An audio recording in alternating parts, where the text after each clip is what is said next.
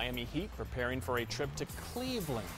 We remember that much-anticipated first visit to Cleveland last year and the reaction from the fans. While LeBron talking to the media in preparation for the latest return to the Buckeye State, he says he would not rule out playing for the Cavaliers again. Here are some of the quotes. In his discussion with the media, I think it would be great. It would be fun to play in front of these fans again. Again, talking about the Cleveland Cavaliers. You can't predict the future. If I decide to come back, hopefully the fans will accept me. Meanwhile, talking about Dan Gilbert and that infamous press release on the night of the decision, he said what he said out of anger. He probably would want to take that back, but I made a mistake too. So an apologetic LeBron James for perhaps trying to defuse the latest game in Cleveland. Let's welcome in Aaron Goldhammer, the midday host of ESPN 850 WKNR in Cleveland. Aaron, what's the reaction to these comments from LeBron James? Well, it's interesting, Bucci. It's split. I mean, I would say right down the middle, 50-50. These comments came out after we got off the air today, so I threw it out to some of our fans on Twitter, and literally back-to-back tweets, people saying, I think LeBron should go to HE double hockey sticks, and people saying, it's been a year and a half, and I'm ready to forgive him and move on.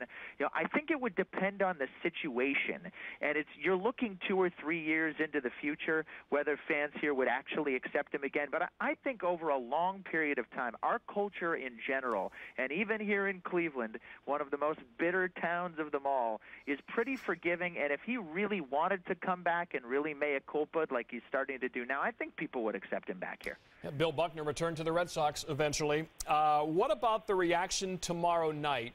With these quotes in mind, do today's quotes affect tomorrow's fan reaction? I think it does a little bit. I think it'll temper it. Listen, I think LeBron has been on a PR campaign all year long to try to help rebuild his image. I think he finally realized he's not good at playing the bad guy. He wants to be likable again. And this is his third trip back to Cleveland, so I think with every return it's going to be, less and less and less and less vitriol. Certainly there's still going to be boos. Certainly there's still going to be people screaming things, but it's not going to be anything tomorrow night like what we had on December 2nd, 2010. Any chance Dan Gilbert and LeBron James ever hug it out?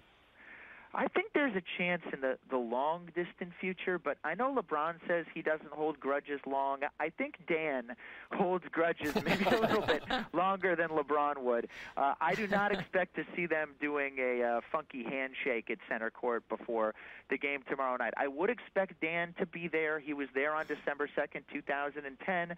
I think there's a chance that the two of them could talk at some point, but I find it hard to believe that LeBron would ever wear another Cavalier uniform as long as Dan Gilbert's the owner. If someone else owned the team, I think that's when the real possibility of it would open up. And finally, Aaron, is there anything in Cleveland, around Cleveland, LeBron-oriented? A street sign, a billboard, a poster, anything?